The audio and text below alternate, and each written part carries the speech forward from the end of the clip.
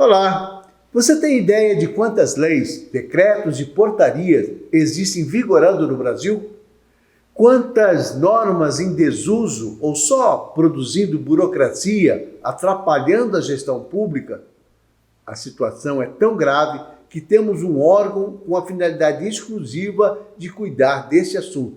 Nossa República conversa essa semana com a doutora Ana Paula Mello, secretária para revisão e consolidação de atos normativos na Secretaria Especial para Assuntos Jurídicos da Presidência da República. Doutora Ana, seja muito bem-vinda ao nosso República. Obrigado por ter aceitado esse nosso convite para a gente falar um pouquinho de um assunto tão estranho para a maioria das pessoas. Eu confesso que eu também fiquei muito surpreso de ver o tanto de coisa importante que a senhora trata aí na sua secretaria. Muito bem-vinda. Muito obrigada, Mauro. Fico muito feliz com o convite. Espero que todos gostem do que a gente vem aqui trazer. Realmente é uma matéria nova para muitas pessoas, o que a gente vai falar, o que é o trabalho. Enfim, estou muito feliz em poder colaborar e trazer um pouco de informação aí aos seus telespectadores. Obrigada, viu, pelo convite. Imagina, a senhora é secretária aí na Presidência da República, de uma secretaria que cuida especificamente da revisão de normas, de leis, de decretos e de portaria, não é isso? Por que é preciso fazer revisão de leis, de normas, etc.? Uma vez elas publicadas, entraram em vigor, tem que mexer com elas de novo? Isso é muito interessante, né, Mauro? A gente sempre pensa na lei quando ela entra em vigor, a gente estuda esse fenômeno da entrada dela no mundo jurídico, todas as consequências que ela vai trazer para a população, e pouco se fala nessa avaliação que a gente chama de ex post. Desde a entrada em vigor da Lei da Liberdade Econômica, tornou obrigatória no Brasil a avaliação ex ante, que é a análise de impacto regulatório sobre as normas. Então, quando o gestor quer fazer uma norma, ele tem que fazer uma avaliação do impacto daquela norma na sociedade, naquele nicho que ele quer regulamentar. Enfim, mas pouco se fala dessa avaliação ex post. O que seria isso? Uma avaliação da eficácia daquela norma. Se ela ainda permanece válida, se ela ainda produz efeitos, se ela ainda dentro do mundo jurídico pode trazer direitos ou criar obrigações. Então, essa avaliação é muito importante dentro do mundo jurídico para evitar confusão, para dar segurança jurídica à população. Então, na Casa Civil, que é onde eu estou, na Presidência da República, eu estou há 7 anos, frente à Secretaria para Revisão e Consolidação de Atos Normativos da Presidência da República. Então, é uma atividade que pouco se ouve falar, mas que traz muito resultado. Pelo que a senhora está falando, pelo tempo que a senhora está aí comandando essa pasta, é mais uma função de Estado, né? E menos uma função de governo. É alguma coisa que está mais a serviço do Estado do que do governante de plantão, não é isso? Perfeito, perfeitamente. Eu gosto muito de trazer sempre essa colocação de que não é uma política de governo, não é voltada para atender, né, o interesse de determinado governo, é uma política de Estado que realmente traz para a população muito resultado. A gente avaliar todo o arcabouço normativo que temos vigente, isso traz uma facilidade à população, traz uma facilidade no mundo dos negócios, facilita muito a vida das pessoas como um todo. Então, é uma política de Estado, uma política perene. Já houve outras iniciativas. Nos anos 90, houve uma muito famosa de revisão das normas, mas de forma perene, assim, com uma secretaria, uma estrutura perene, é a primeira vez. Então, estou à frente desse desafio, do qual tenho muita satisfação em participar e quero trazer um pouco aí para todos vocês os resultados que a gente já vem alcançando. Antes da gente entrar, falar dos números, do que representam isso em termos de números, para as pessoas terem uma noção, eu queria saber o seguinte: como é que é esse processo de revisão? Como é que a senhora descobre que determinada lei, dentre as milhares que existem, precisa ser revista, precisa ser, enfim, revogada ou alterada? Enfim, de que maneira se identifica? Porque eu imagino porque a senhora está falando aqui de leis, de normas, decreto, portaria, que isso deve ser uma coisa absurda, o tamanho disso, não só no governo federal, mas eu imagino que isso ocorra no Brasil inteiro, né? Porque prefeito edita decreto, prefeito sanciona lei, prefeito edita portaria. Então eu estou imaginando que a gente tenha uma gripe danada. Eu estou imaginando que a gente tenha, enfim, a dificuldade para identificar qual lei merece ser consolidada ou merece ser revisada. É um trabalho quase artesanal mesmo. Por exemplo, a gente estabeleceu algumas metas para que facilitasse, o arcabouço realmente é muito grande. Estima-se, eu vou falar alguns números para você e para os seus telespectadores, para que a gente tenha noção em que ambiente a gente está trabalhando. Estima-se, essa estimativa foi feita pelo Instituto Brasileiro de Tributação, IBPT, Instituto Brasileiro de Planejamento e Tributação. Por ocasião dos 30 anos da nossa Constituição, foi feito um levantamento sobre a quantidade de normas do Brasil. E chegou-se a um número alarmante. Desde a Constituição de 1988 até os dias atuais, na verdade esse estudo foi feito há 2 anos atrás, então até 2 anos atrás, estimava-se que a gente teria editado mais de 7 milhões de normas no Brasil, entre normas municipais, normas estaduais, normas federais. Então é um volume normativo que beira o absurdo. Então é realmente um arcabouço que traz muito trabalho. Desses 7 milhões de normas editadas desde 1988, certamente nem todas elas estão valendo.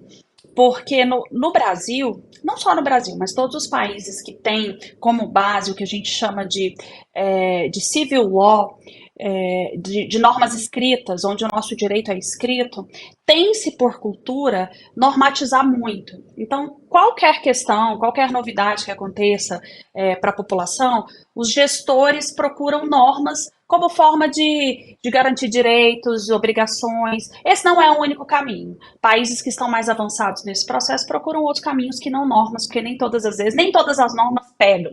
A gente tem essa expressão também.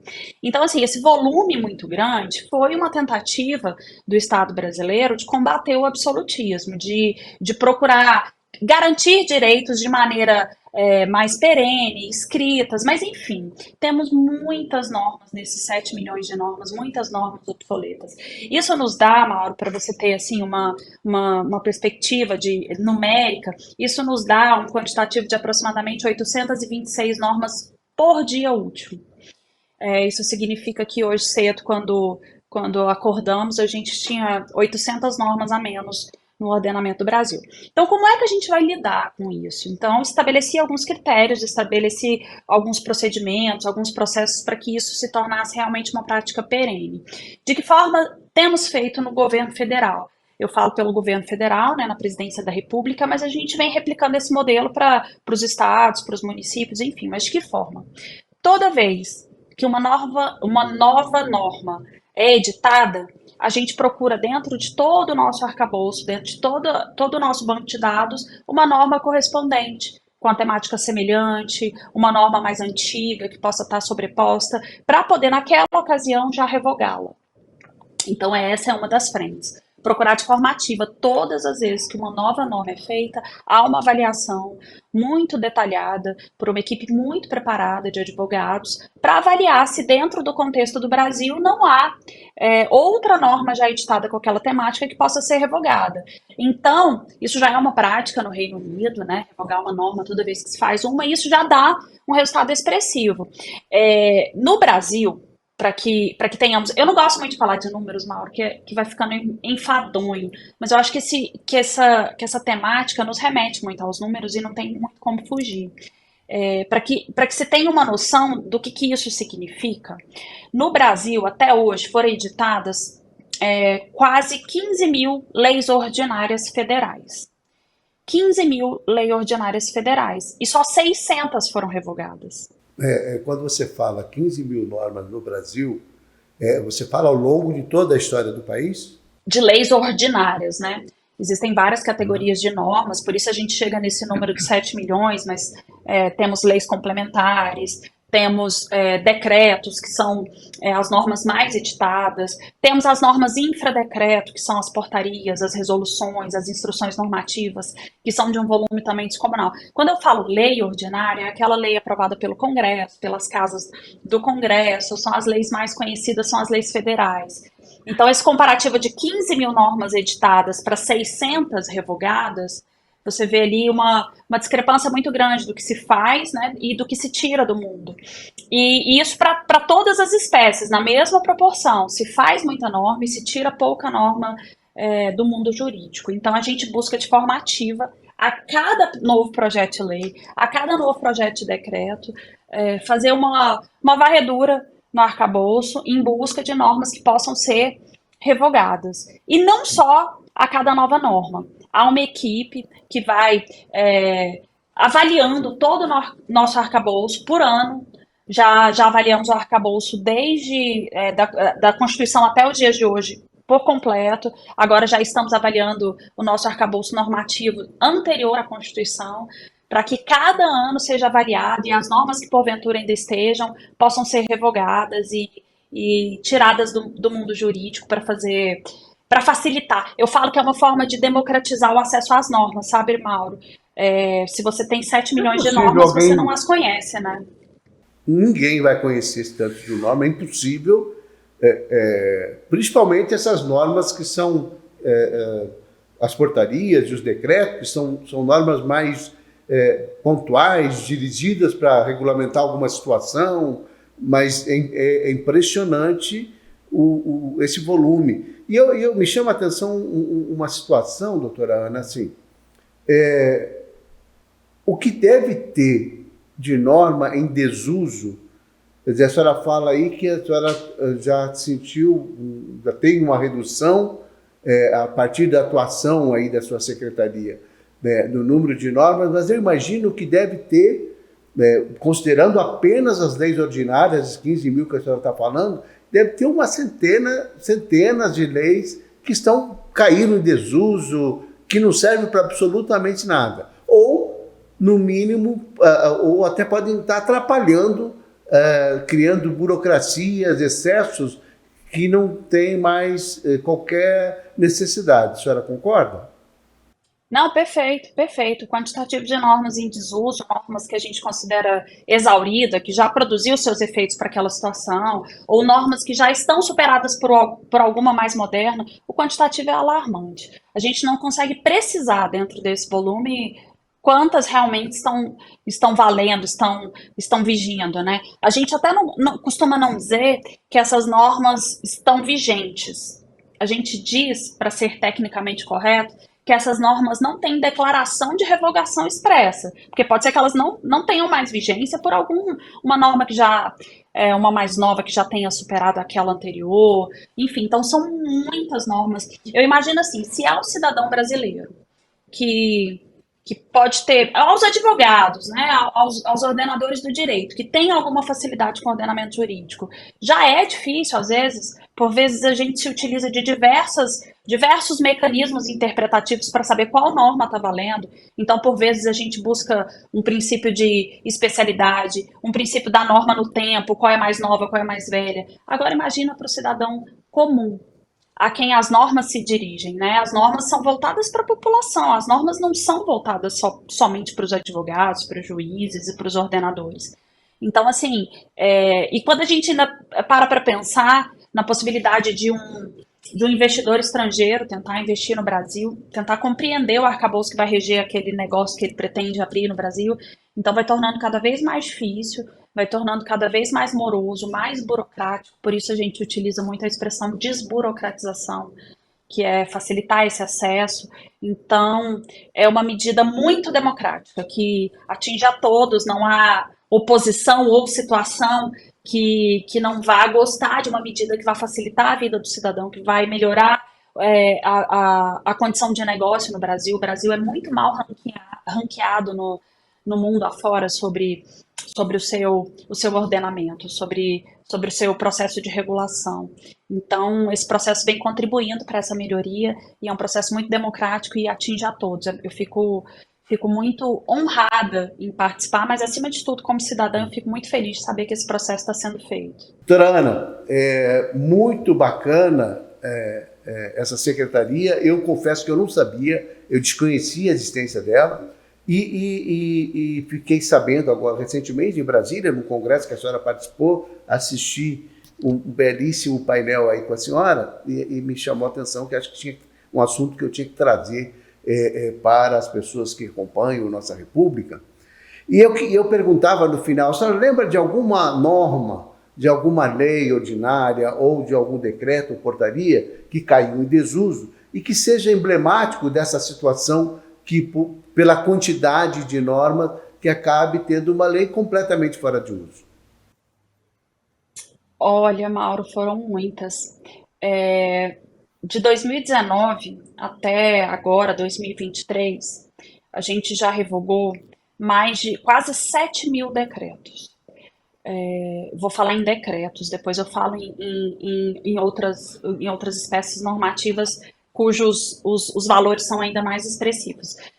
Desses 7.000 decretos, muitos tratavam de estruturas que já não existem mais, muitos tratavam por vezes, de alíquotas que mais não se aplicavam, muitos tratavam de condições que realmente já não tem mais nenhuma serventia no mundo jurídico. É difícil que eu possa agora me lembrar de um que eu possa trazer para você como exemplo. Eu vou tentar lembrar até o final da nossa conversa. Mas esses 7.000 decretos de 2019 até os dias de hoje, representam de 1993 até 2018, que foi antes da criação da secretaria, 93 a 2018, isso dá o quê? 25 anos? Nos 25 Isso. anos que antecederam a criação da secretaria, foram revogados 4.000 decretos em 25 anos. Então, assim, são volumes muito pequenos perto dos resultados que temos conseguido agora. Então, é um número muito grande. Mandamos ao Congresso Nacional 2 projetos de lei para revogar mais de 1.200 leis federais. E, como eu disse no começo da nossa fala, até hoje, mas aí na história do Brasil, não são nos últimos 25 anos, na história do Brasil foram revogadas só 600 leis. Então, assim, o projeto de lei visa revogar o dobro do que já foi revogado na O história do dobro Brasil. disso. Então, há muitos, muitos temas, são temas diversos, estruturantes, temas que já não têm mais serventia alguma, mas que por vezes causavam alguma confusão. Muitas perguntas são recebidas na Secretaria para Assuntos Jurídicos, se qual norma vale, essa ou aquela. Eu encontrei essa aqui no Diário Oficial da União, está valendo essa ou aquela. Qual eu devo aplicar nessa situação? Então, foram números expressivos e temáticas variadas de todas as espécies. Eu vou tentar lembrar alguma aqui bem emblemática Mas, sem para te dúvida nenhuma, esclarecer. mas sem dúvida nenhuma, doutor, isso deve causar uma enorme insegurança jurídica, né? Quer dizer, a senhora citou o exemplo do investidor estrangeiro que quer, para ele entender isso, esse volume de normas, esse volume de leis, de decretos, de portarias, porque aqui no Brasil se regulamenta tudo, né? Como é que se deve aplicar o carimbo, que cor, a tinta da caneta, não sei o quê. É um negócio primoroso sob o ponto de vista da burocracia, né? Nós somos bastante especialistas em estabelecer regras e normas para absolutamente tudo. O bom senso não basta. É preciso... isso é cultural? A senhora falava um pouco disso no primeiro bloco. Isso é cultural? Da onde surge essa nossa tendência de colocar tudo no papel, estabelecer norma para absolutamente tudo, por coisas até que não existem mais? Olha, Mauro, é cultural, sim. A nossa ideia de boa gestão, até hoje, ainda perpassa por esse sentimento de ter tudo escrito como forma de trazer segurança. Mas, na verdade, a gente apertou tanto a mão nesse excesso de normas que a gente acabou trazendo foi mais insegurança. Então, acho que isso é cultural mesmo. Os gestores buscaram para evitar que houvesse muita. Eu acho que assim, é um resquício mesmo da ditadura, onde as pessoas buscaram garantir o direito de forma escrita para, né, de maneira a garantir ali que tudo que fosse o melhor para a população, os direitos, os deveres, que eles ficassem bem claros, de forma muito transparente. Só que a gente apertou muito a mão e nos excedemos nesse processo. As normas, elas certamente garantem direitos, trazem obrigações, mas a gente precisa ser claro naquilo que está valendo. Nem tudo precisa ser escrito. Eu vejo no processo de elaboração de normas que boa parte delas não precisava ser norma. E perceba, quase todo mundo já cobrou de um deputado, de um senador, de um vereador, quantas normas ele já fez, quantas normas ele editou. A gente vê muito isso em época de campanha, né? Os candidatos competindo. Ah, porque eu tenho 300 projetos de lei, eu tenho 1.000 projetos de lei, você não tem nenhum. Se a gente olhar a substância desses projetos de lei, na verdade, quase nenhum deles traz alguma obrigação salutar ou algum dever que possa mudar a vida da população. Na verdade, há muitas leis que são feitas para dar nome em rua, dar nome em praça, para estabelecer questões que poderiam ser estabelecidas de maneira muito mais simplória. Então, assim, o volume, a gente mesmo cobra do nosso gestor o volume, como se isso fosse resultado, e isso não é resultado. Muitas coisas poderiam ser feitas por um manual ou por uma instrução, que a população fosse instruída a respeito de um tema que não precisasse estar escrito em normas. Eu acho que a norma não atinge aquele objetivo final. Ela é mais rebuscada, ela é mais empolada à população, a linguagem normativa não é muito fácil às pessoas, então, assim, ela acaba por não atingir. Talvez um bate-papo com as pessoas, uma aproximação àquele que realmente vai ser o sujeito do direito, então talvez uma boa aproximação facilitasse muito mais do que uma nova norma. Então, eu acho que é cultural, sim, do nosso processo de gestão, mas a gente vem paulatinamente melhorando nesse ambiente regulatório, esse ambiente de negócios.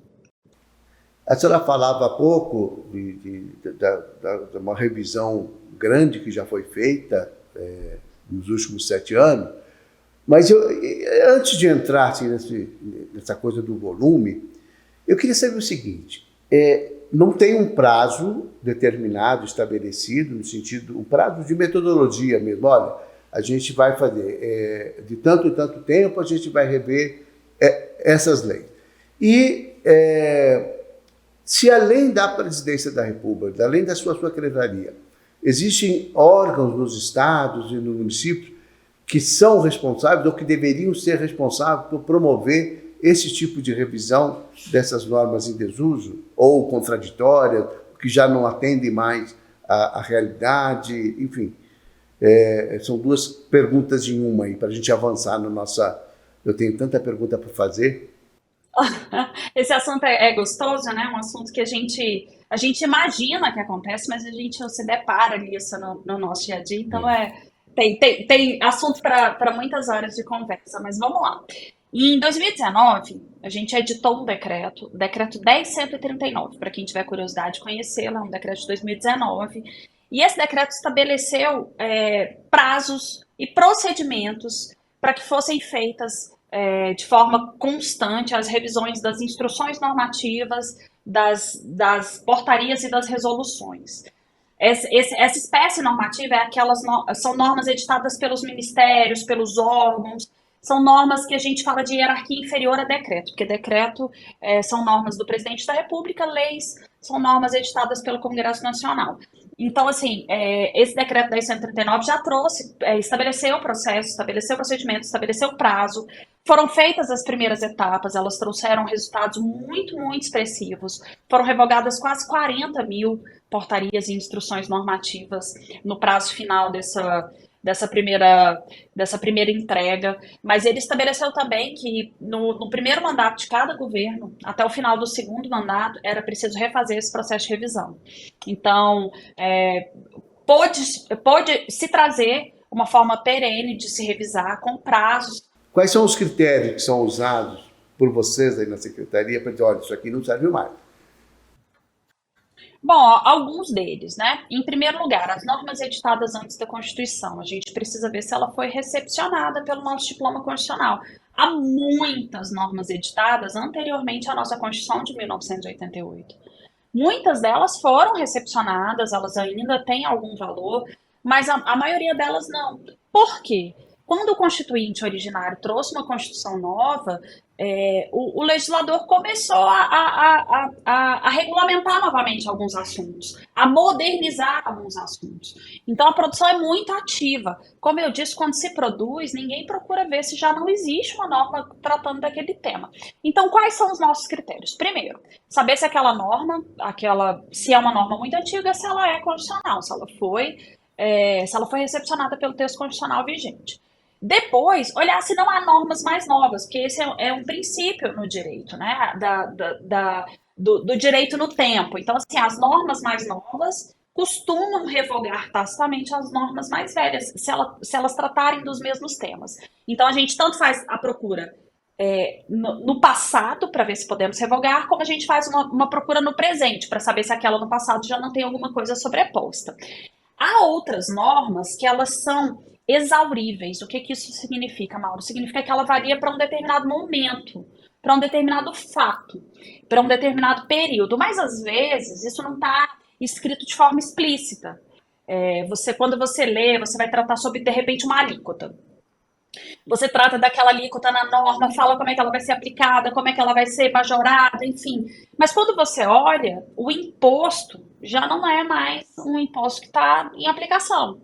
É uma espécie de imposto que já foi extinto, já foi substituído por um outro imposto, por um outro tributo. Então, assim, às vezes a norma que regulamenta aquele imposto ainda está ali vigente. Só os estudiosos do direito tributário saberiam que o imposto em si já não vale mais. Então, assim, a gente precisa avaliar a matéria, a temporalidade daquela lei, tem que se conhecer mesmo o arcabouço. E antes de começar o processo de revisão, Mauro, é importante que o gestor saiba organizar suas normas. Esse é o grande desafio, eu vou te contar. Maior do que conhecê-las é organizá-las. Muitos não sabem onde estão as normas.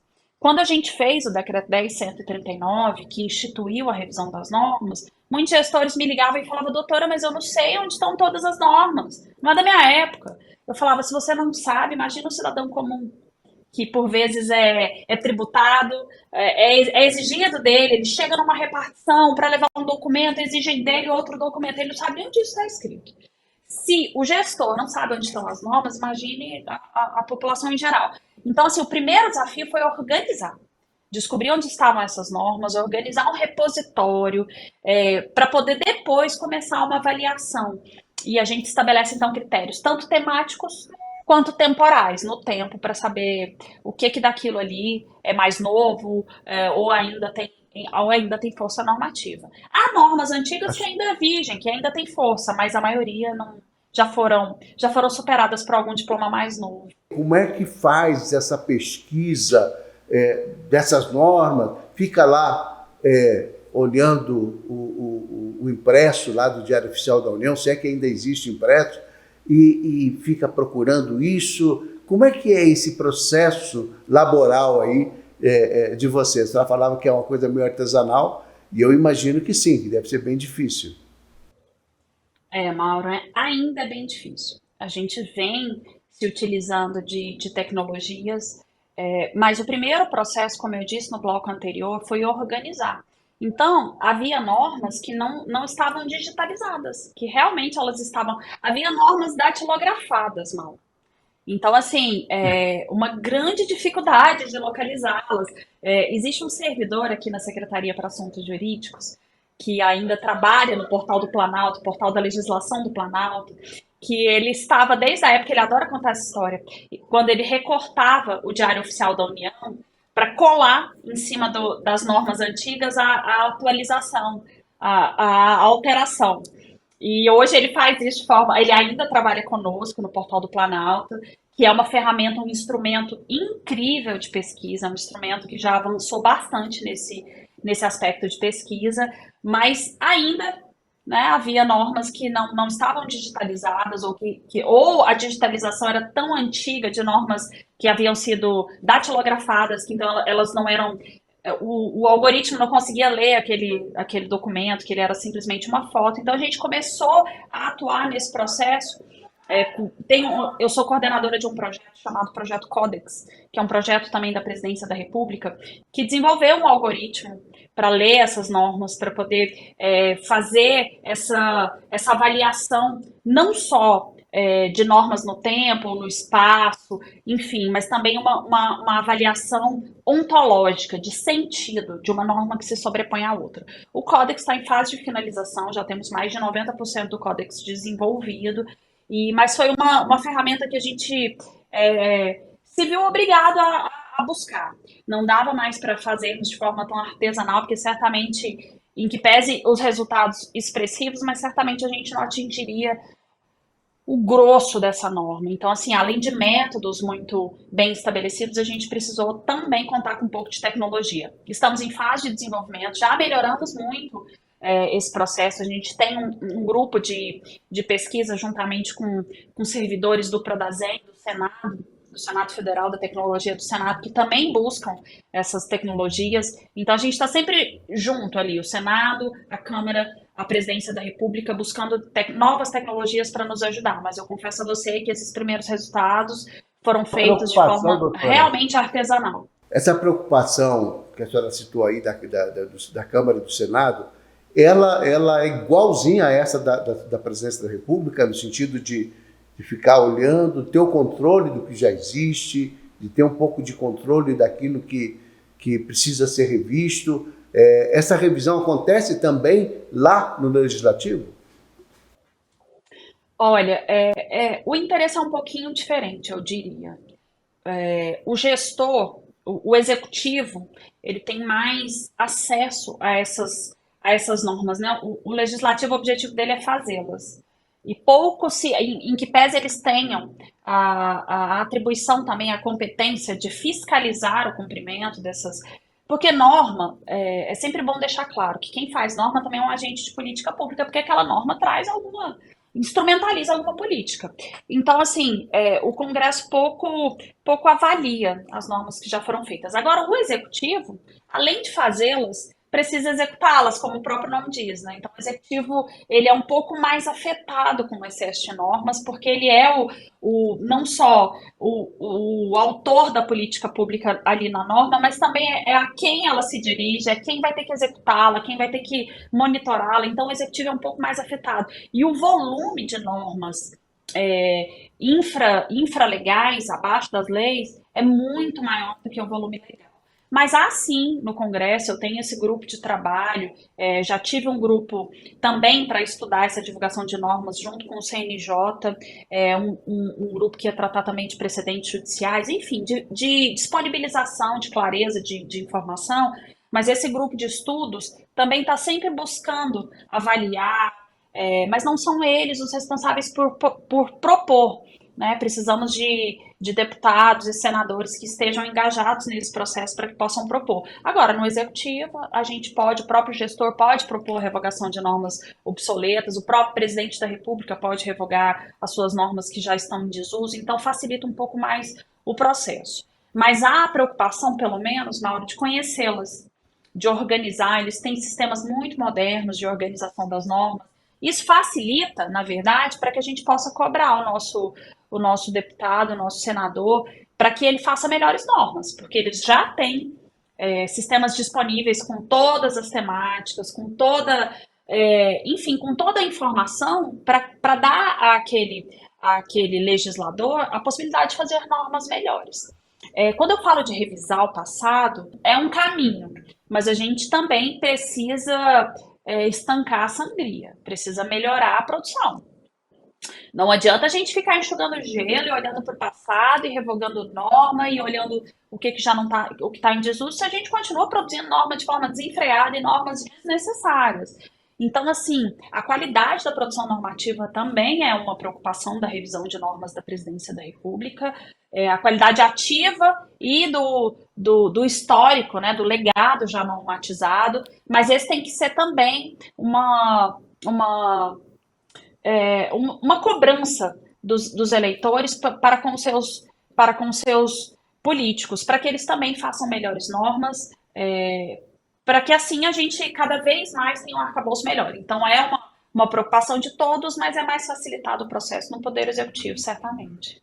Quando hoje o presidente Lula, poderia ter sido o presidente Bolsonaro, enfim, quando hoje o presidente Lula vai assinar um decreto, vai assinar uma portaria, enfim, uma norma que é de competência dele.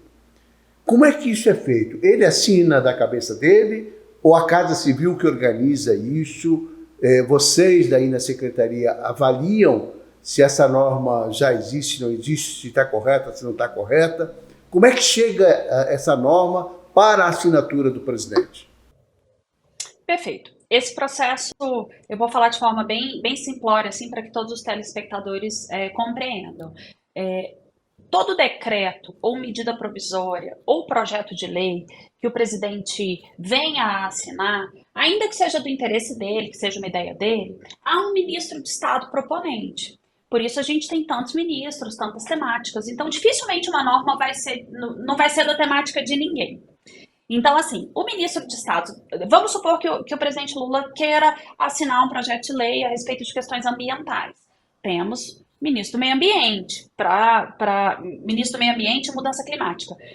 Então, assim, sempre uma norma, ainda que seja do interesse do presidente, ela é proposta por um ministro de Estado. Chega na Casa Civil.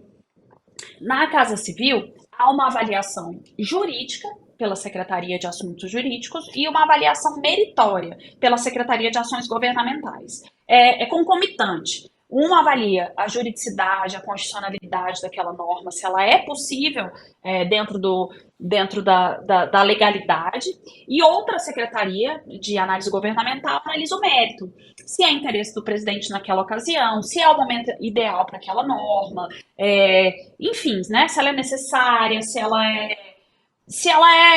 atende aos anseios daquela intenção de se fazer uma norma. Bom, feitas essas duas avaliações, a avaliação jurídica da norma e a avaliação meritória, concluiu-se que a norma está ok. Antes ainda do presidente assiná-la, ela vai para a minha secretaria, onde eu tenho ali eu tenho dois nichos de profissionais. Eu tenho advogados que vão avaliar se há outras normas antigas que podem ser revogadas naquela ocasião. E também tem um núcleo só de revisores, entre professores de língua portuguesa, especialistas em legística, que é a arte de fazer boas normas. Tenho doutores, pós-doutores, mestres em linguística, que vão avaliar a qualidade daquela redação. Como eu te disse, a revisão não é só revogar, mas também criar boas normas que sejam claras, que sejam diretas, que sejam de fácil compreensão pela população. Então, também passa pela secretaria que hoje eu chefio essa avaliação quanto à qualidade da escrita da norma. Então, concomitantemente, a gente vai ver se já não existe uma norma. Se já existir, a gente vai revogá-la, porque é interesse do presidente da República e dos ministros fazer uma nova norma mais atual. Então, a gente vai revogar a que já existe. Então, feita essa avaliação, ao final, quando eu finalizo tudo isso, das mãos da minha secretaria, geralmente das minhas mãos, que esse ato, a gente chama de ato, mas um decreto, uma medida provisória, um projeto de lei, vai ao presidente da República para assinatura. Ele é considerado pronto para despacho porque ele foi avaliado de todas as formas antes da assinatura dele. Pode acontecer também do presidente encomendar, fazer uma reunião ministerial e falar, olha, eu quero uma norma que trate disso, vocês precisam resolver isso. Ele dá uma temática. E aí cabe ao corpo técnico do Ministério propor uma norma para depois ser avaliado pela Casa Civil nesses aspectos todos.